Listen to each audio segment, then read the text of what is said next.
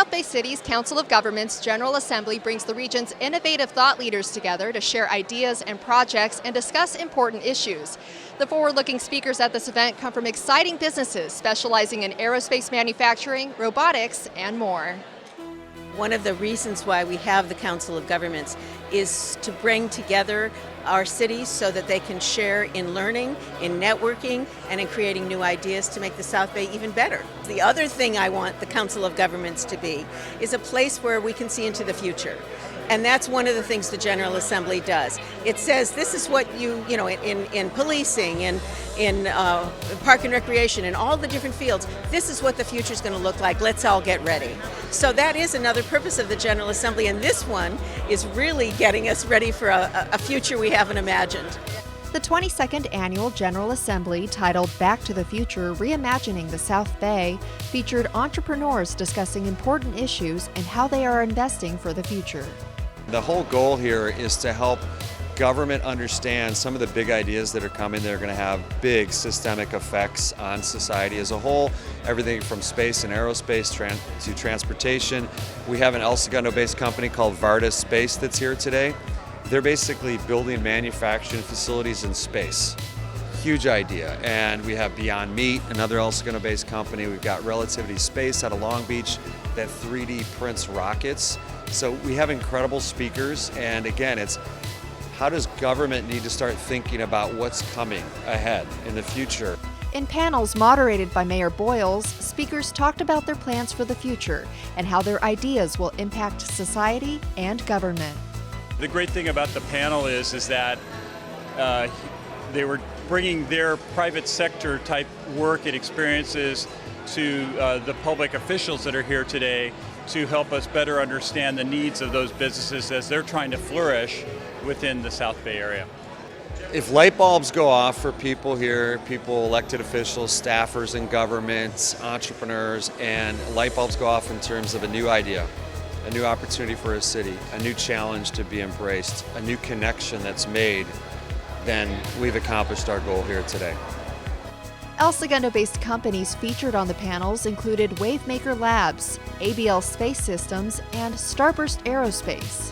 We focus on corporate innovation, and we actually focus specifically on agriculture and food automation and robotics. So we automate the entire food supply chain from seed to fork. So we have a commercial autonomous lawnmower, we have a pizza vending machine, we have a robot that flips burgers and works the fryer.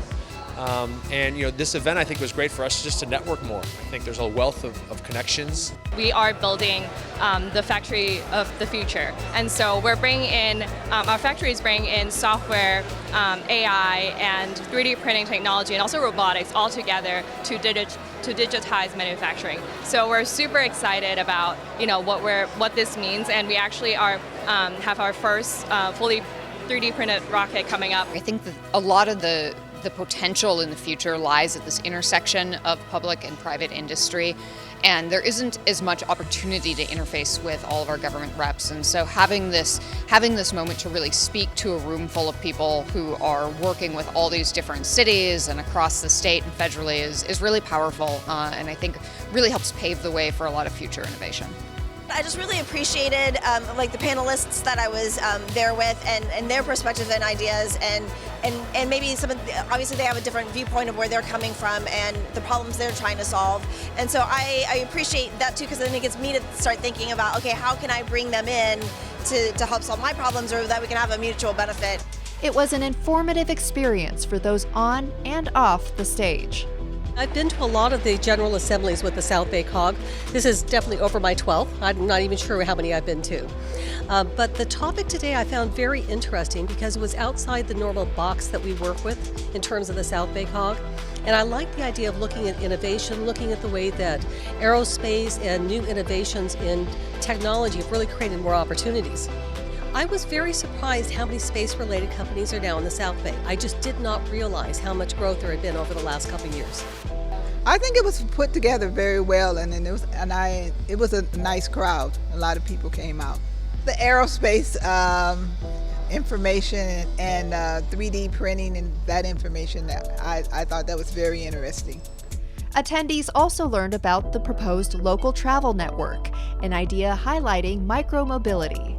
The whole idea is to plug the entire South Bay into a local travel network that's going to be a slow speed network. So if you think about multimodal, golf carts, electric bikes, skateboards, scooters, you name it, in a safer roadway, ideally connecting from Inglewood, Hawthorne, El Segundo, all the way down to Torrance and beyond. So that's the plan, and the COG, South Bay Cities Council of Government, has been working to develop that plan, and we have some legislative support now for it in Sacramento.